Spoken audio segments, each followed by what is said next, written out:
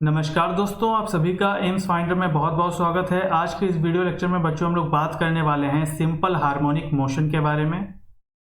और बच्चों, simple harmonic motion BSc first semester physics के लिए ये एक बहुत ही ज़्यादा इम्पॉर्टेंट टॉपिक होता है। इस टॉपिक के पेपर में पूछे जाने के चांसेस काफ़ी ज़्यादा हाई होते हैं, इसीलिए यहाँ पर मैं ये वीडियो बना रहा हूँ जिससे कि सभी बच्चे समझ पाएँ कि आखिर सिंपल हार्मोनिक मोशन क्या होता है। और इसको बच्चों हम लोग बिल्कुल कंप्लीट वे से स्टडी करेंगे। सबसे पहले हम लोग जानेंगे सिंपल हार्मोनिक मोशन क्या होता है, उसके बाद में हम लोग बच्चों इसकी इक्वेशन के बारे में भी बात करेंगे। और वही इस वीडियो का सबसे मेन पार्ट भी है, क्योंकि पेपर में सबसे ज़्यादा जो पूछा जाने वाला हिस्सा होता है सिंपल हार्मोनिक मोशन का, वो बच्चों इक्वेशन ही इसकी पूछी जाती है। लेकिन बच्चों, इक्वेशन को पढ़ने से पहले हम लोगों को सिंपल हार्मोनिक मोशन के बारे में जानना होगा। और बच्चों, इसको हम लोग शॉर्ट फॉर्म में SHM भी कहते हैं। स्टार्ट करने से पहले बच्चों, अगर आप लोग इस चैनल पर नए हैं तो इस चैनल को सब्सक्राइब जरूर कीजिएगा। और अगर आप लोगों को ये वीडियो पसंद आए तो इस वीडियो को लाइक और शेयर भी जरूर कीजिएगा अपने दोस्तों के साथ में। तो चलिए अब हम लोग यहाँ से वीडियो बच्चों स्टार्ट करते हैं।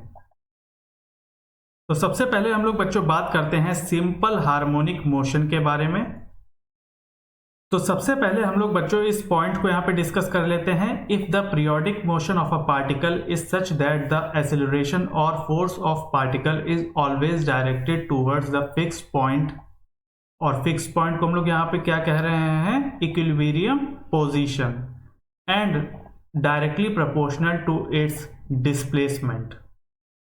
तो बच्चों, ये जो अभी मैंने आप लोगों के सामने इस पॉइंट को पढ़ा है, इस पॉइंट के अंदर आप लोग एक एक चीज को समझ जाओगे।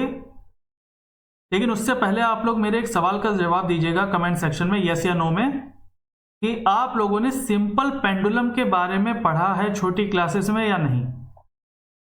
ठीक है, और अगर पढ़ा है तो बहुत अच्छी बात है, और नहीं पढ़ा है तो अब आप लोग पढ़ लीजिएगा, उसमें कोई दिक्कत नहीं है। मैं पूरी चीज आप लोगों को यहाँ पे समझा दूंगा। देखो, आप लोग एक चीज याद रखना कि सिंपल पेंडुलम को आप लोग, सिंपल हार्मोनिक मोशन को पढ़ने से पहले आप लोग एक चीज दिमाग में ध्यान रखिएगा, अपने दिमाग में एक छवि बना लीजिएगा सिंपल पेंडुलम की। बात को समझिएगा, बहुत इंपॉर्टेंट चीज बता रहा हूं। आप लोग अपने दिमाग में एक छवि बना लीजिएगा, एक इमेज को बना लीजिएगा, जिसको हम लोग कहेंगे सिंपल पेंडुलम। अगर आप लोग सिंपल हार्मोनिक मोशन को समझना चाहते हैं, इसको पढ़ना चाहते हैं तो। ठीक, क्योंकि बच्चों सिंपल पेंडुलम एग्जाम्पल होता है सिंपल हार्मोनिक मोशन का। इस चीज को ध्यान रखिएगा आप लोग। तो बेसिकली सिंपल पेंडुलम में बच्चों होता क्या है, उसको यहाँ पे देख लेते हैं। हम लोगों ने छोटी क्लासेस में पढ़ा है। ठीक, तो जैसे कि यहाँ पे हम लोगों ने देख लेते हैं, छोटी क्लासेस में पढ़ा है। ठीक, हम लोग यहाँ पे क्या करते हैं, हम लोग यहाँ पे पार्टिकल की यहाँ पे बात करें तो हम यहाँ पे पार्टिकल ही ले लेते हैं। ठीक है, यहाँ देखिए कि पार्टिकल की बात हो रही है, तो हमने मान लेते हैं, यहाँ पे हम लेट कर लेते हैं कि ये जो है, ये हमने यहाँ पे एक पार्टिकल है जो इस रस्सी से हैंग हो रहा है। ठीक है, मतलब जो इस रस्सी से लटक रहा है। ठीक, अब हमने क्या किया, अब हमने इस पार्टिकल को यहां तक ले गए। ठीक, हमने क्या करा, हमने इस पार्टिकल को यहां तक ले गए। देखते रहिएगा, आप लोगों को समझ आ जाएगा। हम इस पार्टिकल को यहां तक लेके आए। ठीक, तो फिर क्या होगा बच्चों, इस पार्टिकल को जब हम लोग यहां तक लेकर आए हैं, फिर ये पार्टिकल इधर से फिर इधर जाएगा। ठीक, इधर देखिए अब आप लोग, ये पार्टिकल अब इधर से इधर आया। ठीक, ये क्या है, ये इसकी मीन पोजीशन है। ठीक है, इसकी इक्विलिब्रियम पोजीशन है, या हम कह सकते हैं कि ये फिक्स्ड पॉइंट है जो यहां पे बात हो रही है, देख लीजिए। ठीक, तो हमने यहां पे क्या किया, हमने फोर्स अप्लाई किया पार्टिकल के ऊपर, और फोर्स अप्लाई करने के बाद हम लोगों को बच्चों ये पता चला कि ये हमेशा ही डायरेक्टेड होगा टूवर्ड्स द फिक्स्ड पॉइंट। यानी कि ये हमेशा ही अपनी इक्विलिब्रियम पोजीशन पर आने के लिए रहेगा, डायरेक्टेड होगा। मतलब जो इसकी डायरेक्शन होगी वो हमेशा ही इक्विलिब्रियम पोजीशन पर आने की होगी। तो यानी कि हमने जब इक्विलिब्रियम पोजीशन पे था तो हमने इसे पहले यहाँ पे लेकर आए। ठीक, यहाँ पे इस पे फोर्स लगाया और हम यहाँ पर लेकर आए, डिस्प्लेसमेंट हमने यहाँ तक करा। ठीक, फिर इसमें एक रीस्टोरिंग फोर्स लगती है। उस फोर्स को हम लोग क्या कहते हैं, जो यहाँ पर लग रहा है उसको हम लोग कहते हैं रीस्टोरिंग फोर्स। क्लियर है, और ये रीस्टोरिंग फोर्स फिर यहाँ पर आएगा। ठीक, फिर इस तरीके से ये इधर उधर इधर उधर इधर उधर इस तरीके से होते होते फिर ये अपनी मीन पोजीशन पे आ जाएगा, जिसको हम लोग कह सकते हैं यहाँ पे इक्विलिब्रियम पोजीशन पे अपनी आ जाएगा, यानी फिक्स्ड पॉइंट पे आ जाएगा। तो यहाँ पर क्या बताया जा रहा है कि जो फोर्स होता है वो डायरेक्टली प्रोपोर्शनल होता है टू डिस्प्लेसमेंट के। जितना ज्यादा डिस्प्लेसमेंट होगा बच्चों उतना ही ज्यादा फोर्स भी लगेगा, और जितना कम डिस्प्लेसमेंट होगा उतना ही कम बच्चों फोर्स भी लगेगा। जैसा कि यहाँ पे बच्चों लिखा हुआ है ये डायरेक्टली प्रोपोर्शनल होता है टू डिस्प्लेसमेंट के, ठीक है। यहाँ पे देख सकते हैं आप लोग F is directly proportional to x, और यहाँ पे x क्या माना गया है, यहाँ पे देख लीजिए आप लोग, x is the displacement of the body from the equilibrium position. Equilibrium position से जो बॉडी को हम लोग इधर ले गए हैं उस डिस्टेंस को बच्चों हम लोगों ने x माना है, और F क्या है यहाँ पे, रिस्टोरिंग फोर्स है जो एक्ट हो रहा है ऑन द बॉडी पर, ठीक है। बॉडी पर जो एक्ट होने वाला जो फोर्स है उसको हम लोग रिस्टोरिंग फोर्स कहेंगे, और ये बच्चों रिस्टोरिंग फोर्स हमेशा ही डायरेक्टेड होगा टूवर्ड्स द फिक्स्ड पॉइंट, इस चीज को ध्यान रखिएगा। क्लियर है। तो ये बच्चों एक एग्जाम्पल था सिंपल पेंडुलम का, क्लियर है।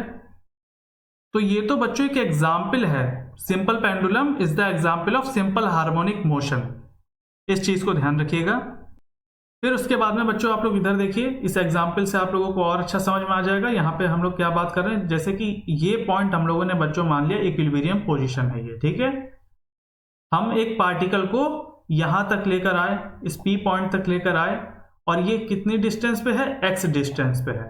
तो बच्चों ये जो पॉइंट तक हम लेकर आए हैं, फिर इसके बाद में यहाँ पर एक फोर्स लगेगा जिसको हम लोग कहेंगे रीस्टोरिंग फोर्स, क्लियर है। तो यहां से बच्चों हम लोगों को एक चीज यहां पे क्लियर हो जाती है कि F is equal to minus k x, ये चीज ध्यान रखिएगा, F is equal to minus k x. और बच्चों यहाँ पे K क्या है, ये एक प्रोपोर्शनल कांस्टेंट है। K यहाँ पे क्या है, एक प्रोपोर्शनल कांस्टेंट है। क्या है, प्रोपोर्शनल कांस्टेंट है ये। अब बच्चों आप लोग यहाँ पर एक चीज ध्यान से नोटिस कीजिएगा, यहाँ पे माइनस आ रहा है। अब यहाँ पे माइनस साइन क्यों आ रहा है, इधर देखिए आप लोग, यहाँ पे देखिए हम लोगों ने डिस्प्लेसमेंट कराया है इस डायरेक्शन में, और रिस्टोरिंग फोर्स लग रहा है हमारा बच्चों इस डायरेक्शन में, क्लियर है। इसी वजह से बच्चों हमारा यहाँ पर जो है वो माइनस साइन आ रहा है। उम्मीद करता हूं अब आप लोगों को सिंपल हार्मोनिक मोशन समझ में आ चुका होगा। आगे बढ़ते हैं बच्चों, अब हम लोग बात करेंगे equation of simple harmonic motion के बारे में। अब बच्चों हम लोग बात करते हैं equation of simple harmonic motion and it's solution. इसके सॉल्यूशन के ऊपर भी हम लोग यहाँ पर बात करेंगे। तो बच्चों जैसा जैसा मैं यहाँ पे लिखूं उतना ही आप लोगों को अपनी कॉपी के अंदर लिखना है। ये एक तरीके से डेरिवेशन टाइप का है। उम्मीद करता हूं आप लोगों को ये चीज समझ में आ जाएगी। बिल्कुल अच्छे तरीके से स्टेप टू स्टेप पॉइंट में आप लोगों को यहाँ पर समझाने की कोशिश करूंगा। तो चलिए हम लोग यहाँ पे आते हैं, पहले इधर से हम लिखना यहाँ पे शुरू करते हैं। हम लोग यहाँ पे लिखेंगे let us consider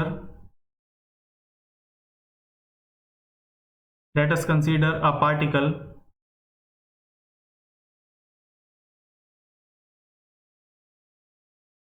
of mass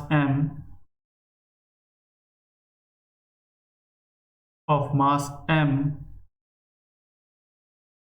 performing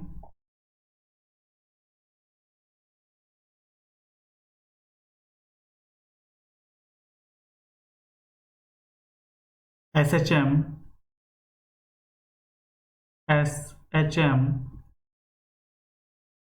at any time t, at any time t। फिर हम यहां पे लिखेंगे इफ द पार्टिकल, इधर आते हैं हम लोग यहां पे, if the particle is at distance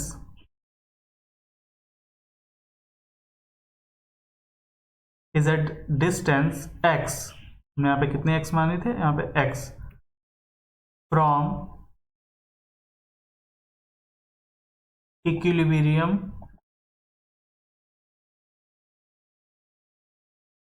position.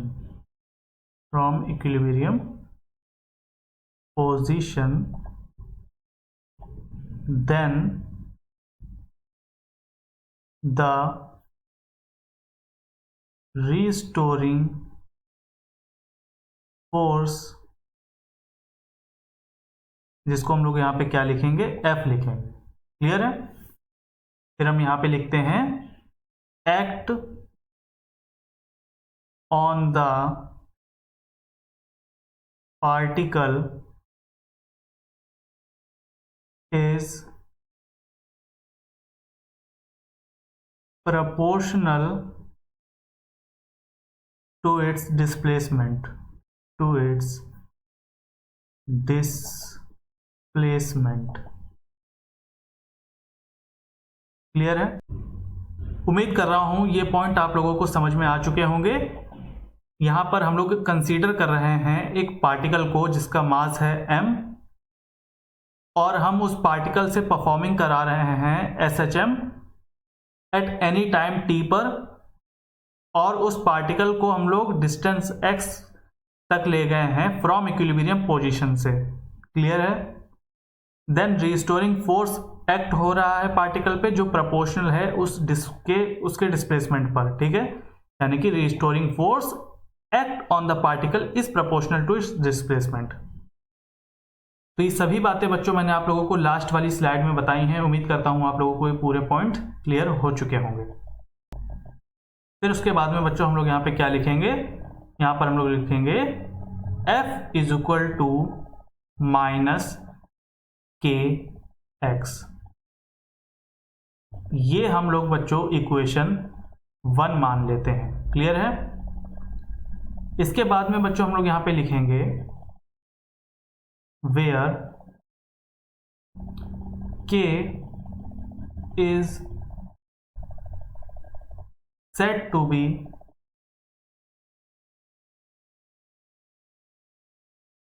proportional constant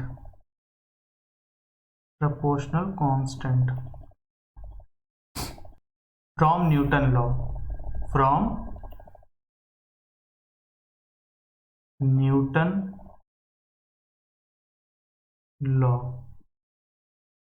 we have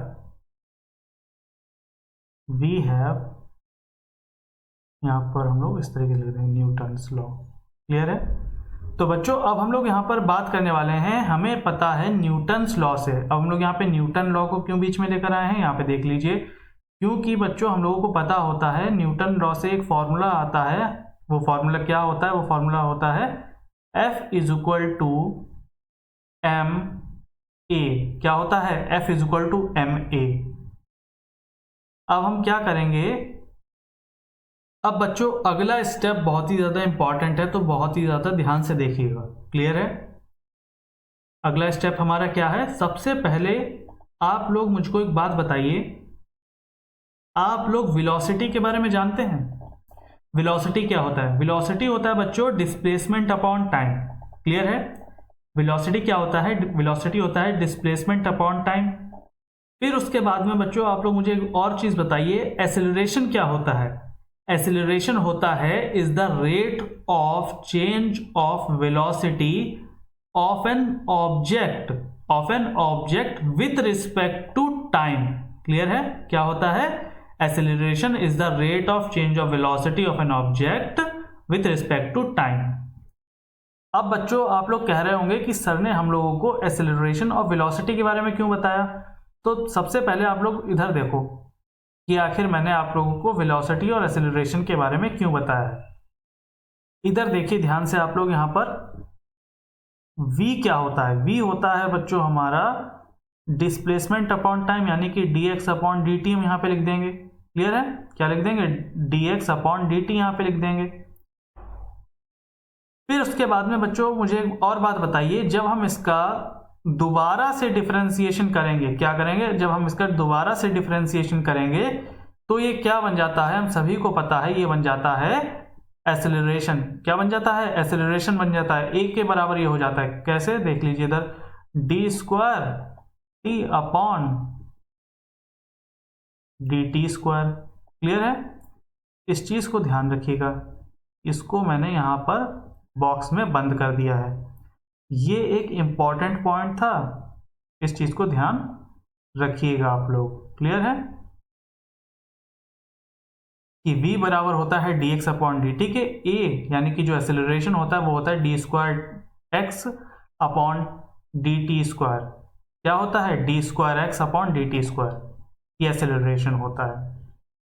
मैं एक बार फिर से रिपीट कर देता हूँ। वेलोसिटी होता है डिस्प्लेसमेंट अपॉन टाइम और एक्सेलरेशन होता है is the rate of change of velocity of an object with respect to time. आसान शब्दों में अगर मैं बताऊं तो velocity is equal to dx upon dt। जब हम इसी का दोबारा से डिफरेंशिएशन करते हैं तो ये एक्सेलरेशन के बराबर आ जाता है। और आप लोग तो बस इतना समझो कि एक्सेलरेशन यानी कि a की वैल्यू क्या होती है, वो होती है d square x upon dt square. Clear है? इतना आप लोग बस समझ जाओ, फिर आप लोग आसानी से इसको कर ले जाओगे। क्लियर है? तो यहाँ पे बच्चों क्या हो जाएगा? ये हो जाएगा यहाँ पे m into D square x upon d t square. Clear है? यहाँ पे हमने a की जगह ये रख दिया है। क्लियर है? अब हम लोग यहाँ पर इसको कह देंगे, ये हो जाएगा इक्वेशन 2। तो बच्चों अब हम लोग यहाँ पे एक चीज यहाँ पे लिखेंगे, देख लीजिए इधर, यूजिंग इक्वेशन 1 एंड इक्वेशन 2। फिर हम लोग यहाँ पे क्या लिखेंगे, देख लीजिए इधर। अब बच्चों इक्वेशन 1 और 2 से हमें एक चीज यहाँ पे पता चली है कि हमें यहाँ पे f की वैल्यू मिल गई है। क्लियर है? हमें यहाँ पर ये वाले f की वैल्यू मिल गई है, इधर देख लीजिए -kx, और यहाँ पे हमें m D square x upon d t square, ये वैल्यू मिल गई है एक f की। तो अब हम लोग इसको इक्वल कर देंगे। तो देखिए इधर हम लोग यहाँ पे क्या करेंगे, इधर देख लीजिए m into D square x upon d t square, ये बराबर हो जाएगा बच्चों -kx के। फिर देखिए अब हम लोग इसको सॉल्व कर लेते हैं।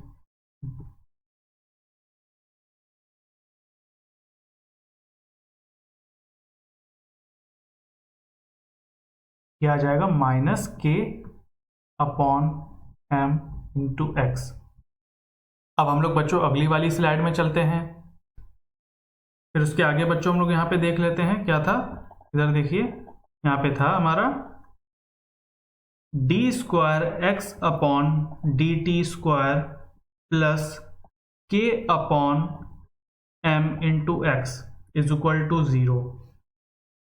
यहां पर बच्चों अब आप लोग एक चीज याद रखिएगा कि k अपॉन एम की जगह हम लोग यहां पर बच्चों ओमेगा स्क्वायर रख देंगे। वैल्यू क्या रख देंगे? k अपॉन एम की जगह हम लोग यहां पर ओमेगा स्क्वायर लिख देंगे। क्लियर है? देख लीजिए इधर, यहां पर हम लोग क्या कर देंगे, k अपॉन एम की जगह हम लोग यहां पर ओमेगा स्क्वायर वैल्यू रख देते हैं। क्लियर हो जाएगा यहाँ पे बात आप लोगों को। तो यहाँ पे इक्वेशन ये क्या बनेगी, इधर देख लीजिए आप लोग, d square x upon d t square plus omega square into x is equal to 0। ये बच्चों हमारी इक्वेशन 3 हो जाएगी। क्लियर है? और यही 3 इक्वेशन बच्चों हमारी क्या कहलाती है, यही इक्वेशन 3 हमारी कहलाती है दिस इज द differential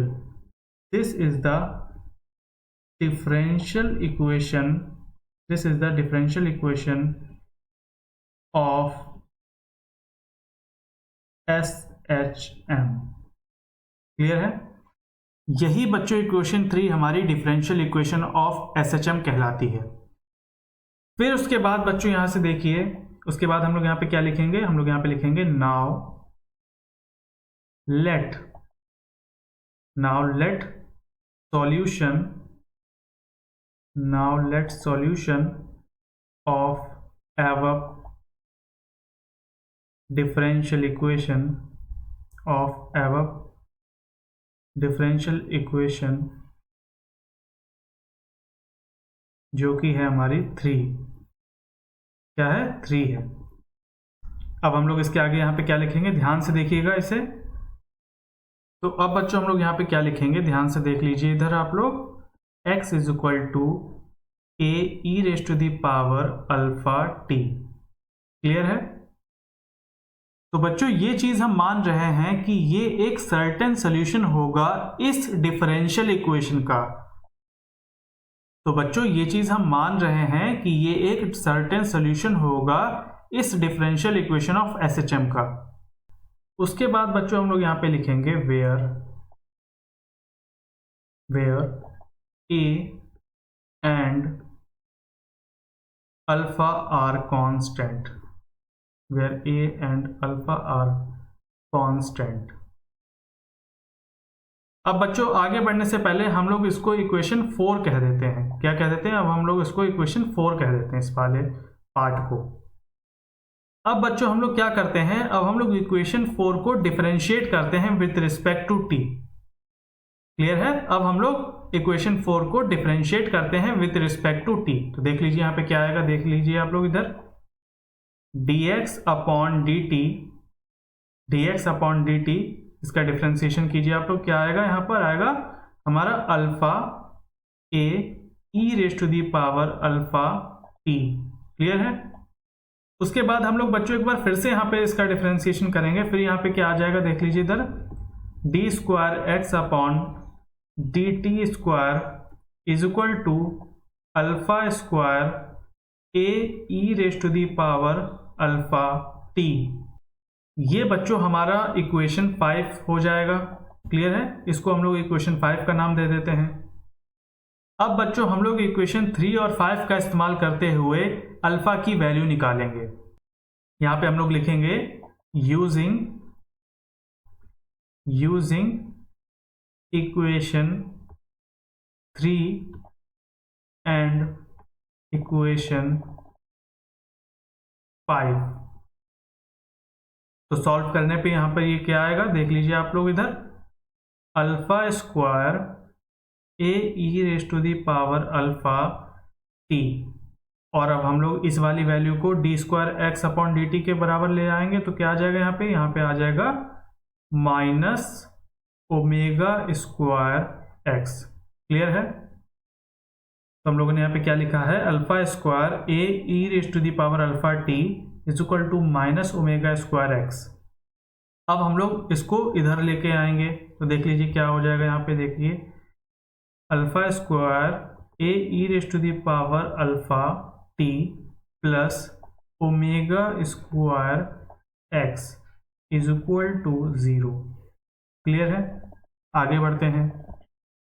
अब बच्चों जैसा कि आप लोगों को पता है कि x की वैल्यू हम लोगों ने क्या बताई थी, a e raise to the power alpha t. Equation 4 को आप लोग ध्यान कीजिए। क्लियर है? तो अब हम लोग ओमेगा स्क्वायर एक्स जो लिखा है वहां पर हम लोग x की जगह उसी ही वाली वैल्यू को पुट कर देंगे, इक्वेशन 4 की वैल्यू को हम लोग यहाँ पर पुट कर देंगे। तो देख लीजिए क्या आ जाएगा, यहाँ पे देख लेते हैं हम लोग यहाँ पर, तो आ जाएगा हमारा यहाँ पर alpha square a e raise to the power alpha t plus omega square a e raise to the power alpha t, ये बराबर हो जाएगा 0 के। अब हम लोग a e raise to the power alpha t, a e raise to the power alpha t को हम लोग कॉमन ले लेंगे। तो यहाँ पे क्या आ जाएगा, a e raise to the power alpha t को कॉमन ले लिया, तो यहाँ पर बच्चों बचेगा हमारा alpha square plus omega square bracket close is equal to 0। यहाँ पर ये आ जाएगा alpha square plus omega square is equal to 0। फिर हम लोग यहाँ पे लिखेंगे alpha square is equal to minus omega square. फिर यहाँ पे हम लोग लिखेंगे alpha square is equal to i square omega square. हम लोगों ने यहाँ पे क्या किया है, उम्मीद करता हूँ इतनी बेसिक चीज़ तो आप लोगों को पता होगी ही होगी कि आई स्क्वायर जो होता है वो बराबर होता है हमारे -1 के। क्लियर है?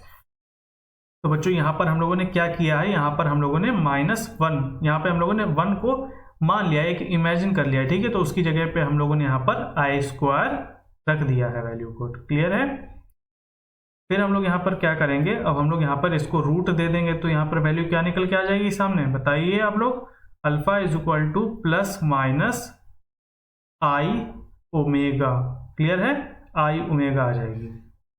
अब बच्चों जैसा कि यहाँ पे प्लस माइनस है तो अल्फा की दो वैल्यू आएंगी। क्या आएंगी वैल्यू, देख लीजिए। अल्फा 1 हम यहाँ पे नाम दे देंगे तो यहाँ पर ये आ जाएगा आई ओमेगा। क्लियर है। और फिर अगली वैल्यू आ जाएगी हमारी अल्फा 2, वो आ जाएगी यहाँ पर हमारी minus alpha omega.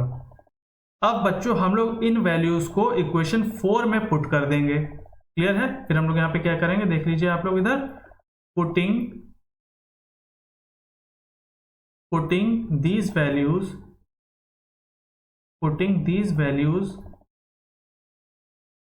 in equation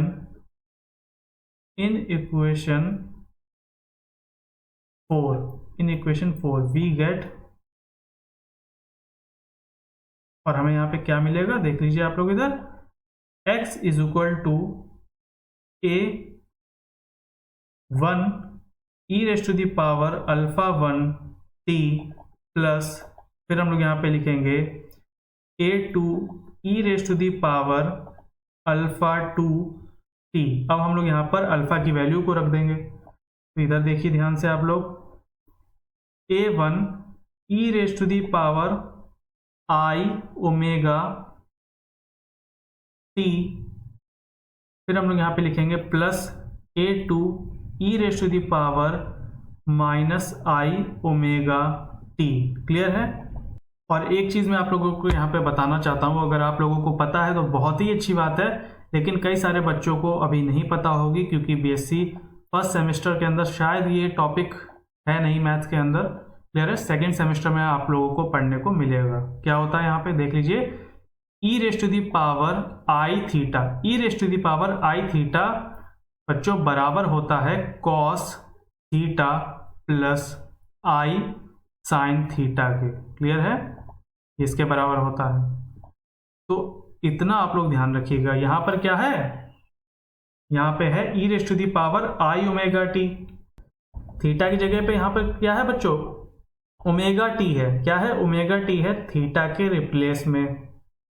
तो ठीक इसी ही तरीके से हम लोगों को यहाँ पर, जैसे हमने इस फॉर्मूला को खोला है, इसी ही तरीके से हम लोगों को इसे यहाँ पर भी ओपन करना है। तो चलिए हम लोग इसे ओपन कर लेते हैं। तो देख लीजिए यहाँ पे क्या आएगा, x is equal to a1, bracket में हम लोग यहाँ पे लिखेंगे cos omega t plus i sine omega t, bracket close कर लीजिए अब आप लोग। ठीक है।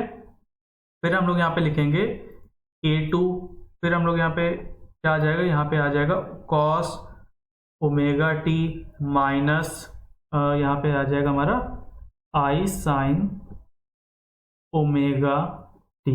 क्लियर है। माइनस होगा तो माइनस यहाँ पे आ जाएगा आगे। क्लियर है। फिर अगले स्टेप में हम लोग यहाँ पे क्या करेंगे, देख लीजिए इधर, अगले स्टेप में हम लोग यहाँ पर लिखेंगे कॉस ओमेगा टी, और इसको हम लोग इस तरीके से करेंगे सॉल्व। तो यहाँ पे आ जाएगा a1 प्लस a2। क्लियर है। फिर हम लोग यहाँ पे करेंगे तो यहाँ पे क्या आ जाएगा, आई साइन ओमेगा टी, यहाँ पे आ जाएगा हमारा a1 माइनस a2। क्लियर है।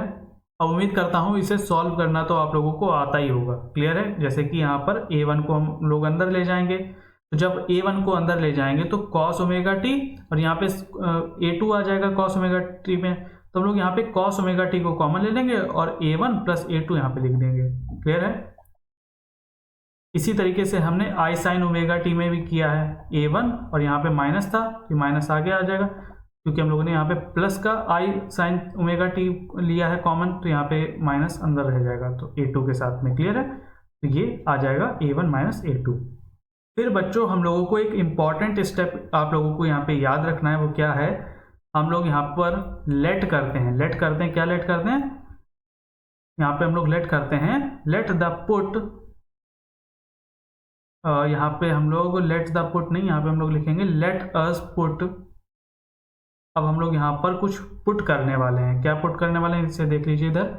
हम लोग यहाँ पर a1 प्लस a2 की जगह पर हम लोग यहाँ पर पुट करेंगे a साइन पाए को और a 1 माइनस A2 की जगह हम लोग यहाँ पर बच्चों पुट करेंगे, माफ़ करना यहाँ पे हम लोग आई लिखना भूल गए हैं, यहाँ पे आई आ जाएगा, आई bracket of A1 minus A2 की जगह हम लोग यहाँ पर बच्चों लिखेंगे A cos फाई, क्या लिखेंगे A cos फाई लिखेंगे, और A1 प्लस A2 की जगह पे हम लोग A sin फाई लिखेंगे। इस चीज़ को ध्यान रखना आप लोग, क्लियर है। तो इसके आगे का बच्चों हम लोग यहाँ पर लिख लेते हैं, क्लियर है, इसके आगे का हम लोग यहाँ पर लिख लेते हैं, क्लियर है। तो इसके आगे यहाँ पे क्या आएगा, अब हम लोग जब इस वैल्यू को यहाँ पर रखेंगे तो यहाँ पर क्या आ जाएगा देख लेते हैं। अब हम लोग यहाँ पर आ जाएगा हमारा नाउ, यहाँ पर आ जाएगा हमारा x is equal to A, यहाँ पे आ जाएगा साइन फाई, और यहाँ पर आ जाएगा कॉस ओमेगा टी, यहाँ पर आ जाएगा प्लस A कॉस फाई, यहाँ पर आ जाएगा हमारा साइन ओमेगा टी। फिर हम लोग यहाँ पर क्या लिख देंगे, हम लोग यहाँ पर लिख देंगे A sine bracket of omega t plus phi, clear है। ये हो जाएगा इक्वेशन 6, ठीक है। इसमें कुछ नहीं किया, हम लोगों ने फॉर्मूला को अप्लाई किया है। फॉर्मूला यहाँ पे कौन सा वाला formula, sine A plus B वाला फॉर्मूला हम लोगों ने यहाँ पर अप्लाई किया है। अब आप लोग कह रहे होंगे सर उसमें A तो आता ही नहीं है, तो उसके लिए बच्चों मैं आप लोगों को यहाँ पे बता देता हूँ, कई बच्चे यहाँ पे कंफ्यूज हो रहे होंगे, तो उसी के लिए मैं यहाँ पे बता देता हूँ आप लोगों को यहाँ पे क्या किया गया है। सबसे पहले बच्चों हम लोग यहाँ पर क्या करेंगे, इसको यहाँ पर A कॉमन ले लेंगे, ठीक है, A कॉमन ले लेंगे, तो उसके बाद में तो ये साइन का फॉर्मूला बनेगा कि नहीं बनेगा, sine A cos B cos A sine B, है ना। तो उसी ही तरीके से हम लोगों ने यहाँ पे ओपन किया है। फिर A को हम लोगों ने जब कॉमन ले लिया तो A तो इधर बाहर आ जाएगा, और फिर साइन के फॉर्मूले से यहाँ पर हम इसे ओपन कर देंगे। अब A प्लस बी, यहाँ पे मत कंफ्यूज होना, यहाँ पे हम लोग कुछ भी कर सकते हो, यहाँ पर हम लोग फाई भी आगे कर सकते हैं, ओमेगा टी को भी आगे कर सकते हैं, या फिर फाई को पीछे कर दो, या फिर ओमेगा टी को आगे कर दो, कुछ भी फर्क नहीं पड़ता है। आंसर आप लोगों का ये आ चुका है, आंसर आप लोगों का बच्चों ये आ चुका है यहाँ पर, क्लियर है। तो हम लोग यहाँ पे क्या लिखेंगे, यहाँ पर हम लोग लिख देंगे this is the solution, this is the solution of differential equation, this is the solution of differential equation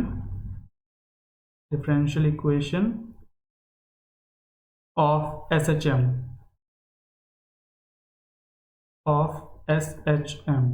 clear है।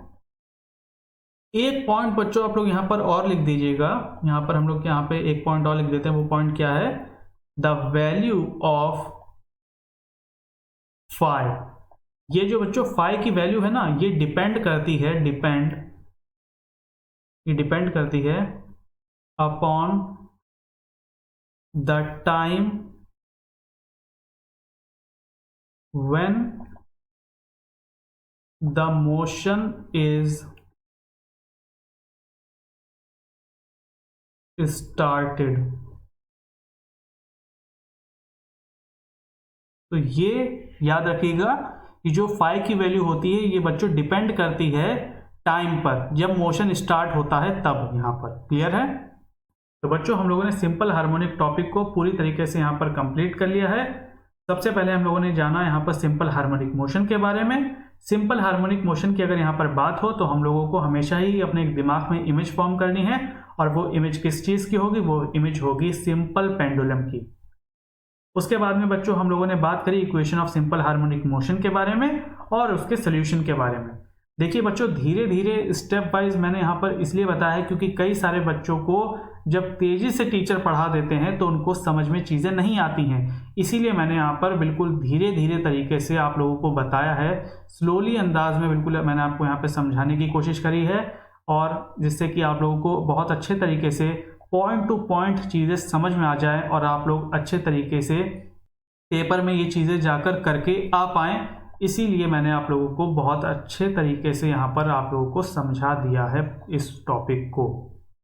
तो बच्चों अब आप लोग कमेंट सेक्शन में जाकर मुझको ये बताइए कि मैं बीएससी के ऊपर जो वीडियोस बनाऊंगा अब उसको मैं टॉपिक वाइज पढ़ाऊं या फिर उसको मैं लेक्चर फॉर्मेट में लेकर आऊं, कि आप लोगों को एक प्रॉपर लेक्चर बना के दिया जाए, 1-1.5 घंटे का, जिसमें आप लोग प्रॉपर तरीके से पढ़ो, या फिर आप लोग मुझसे टॉपिक्स चाहते हैं कि मैं उन टॉपिक्स पे वीडियोस बनाऊं जो बीएससी के रिलेटेड इंपॉर्टेंट होते हैं, जो बीएससी में जो आप लोग बच्चों ग्रेजुएशन कर रहे हो उसमें जो टॉपिक इंपॉर्टेंट होते हैं उन टॉपिक्स के ऊपर मैं वीडियो बनाऊं, या फिर मैं वीडियो फॉर्मेट में प्रॉपर एक लेक्चर फॉर्मेट में, माफ कीजिएगा, लेक्चर फॉर्मेट में आप लोग मुझसे वीडियो चाहते हैं। जिस भी तरीके से आप लोग मुझसे वीडियो चाहते हो तो वो आप लोग कमेंट सेक्शन में नीचे बता दीजिएगा मुझको, ठीक है? मैं आप लोगों के कमेंट्स ज़रूर पढ़ूंगा। क्लियर है? तो बच्चों इसी के साथ ये है वीडियो का एंड। मिलते हैं नेक्स्ट वीडियो में, तब तक के लिए जय हिंद, जय भारत।